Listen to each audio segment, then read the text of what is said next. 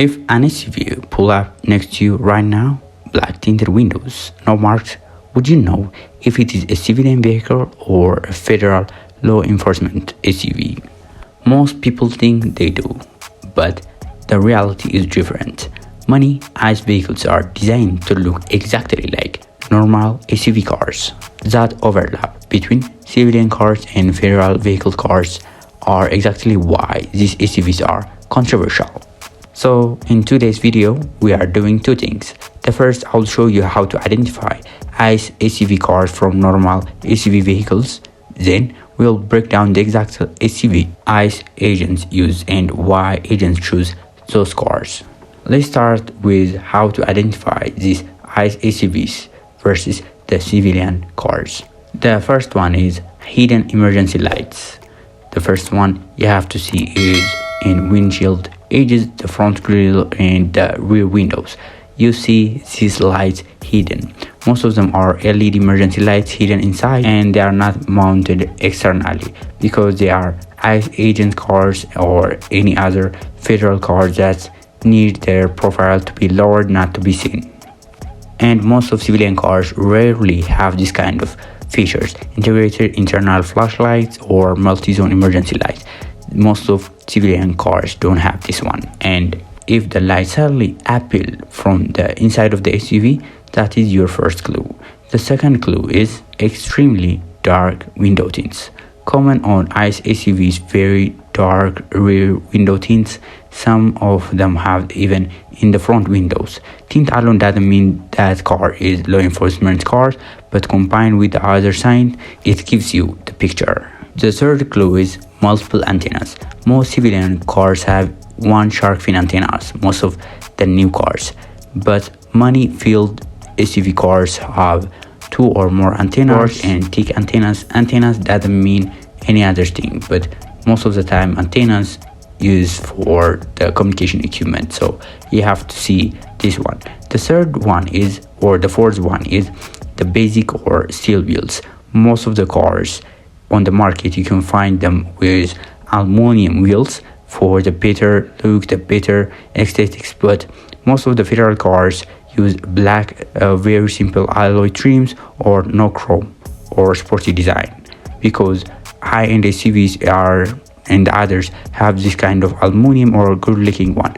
but this kind of cars the ICE use most of the times are fleet cars, so they don't want to be seen, but they want the reliability of the wheels. That's why most of them have the steel wheels.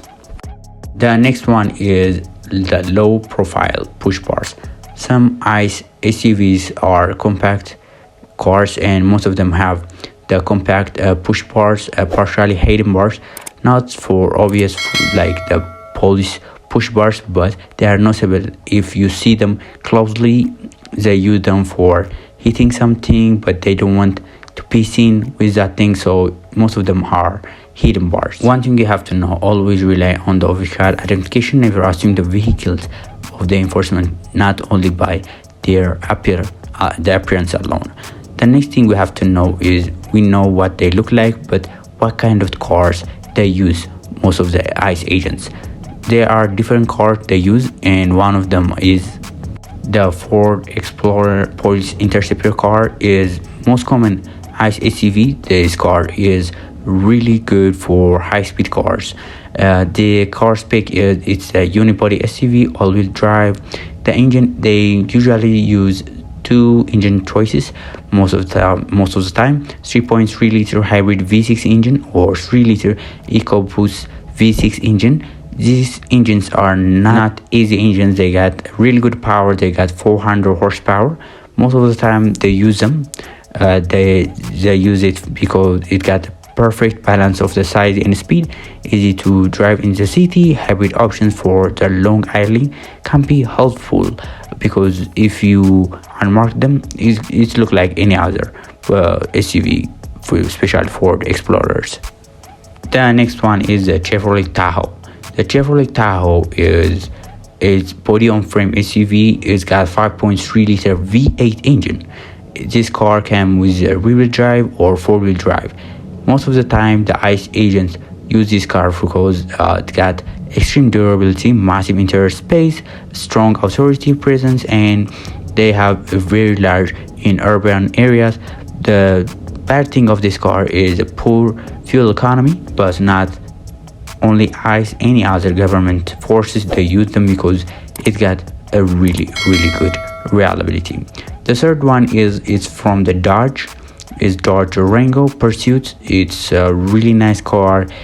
It is a unibody platform. Unlike the Tahoe, it got 5.7 liter Hemi V8 or the V6. They use this car because it's got a really strong acceleration, better handling than the Tahoe's, smaller footprint than the Tahoe's. The limitation of these cars have the less cargo space or the less rugged long-term usability.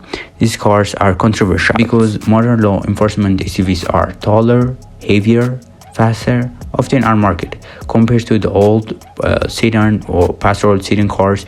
They change visibility, they increase the impact forces, the blur in between the civilians because you can't see them. Most of them are unmarked. The controversy isn't just about the agencies but the vehicle designs too. So today we covered how to identify these cars, the main vehicles, and why these cars are so effective and controversial. Vehicles aren't just a machine, they influence precision and behaviors and outcome. If you find the breakdown useful, hit the like and subscribe, comment which vehicle do you think is the best, and I'll see you the next time. Thanks for watching.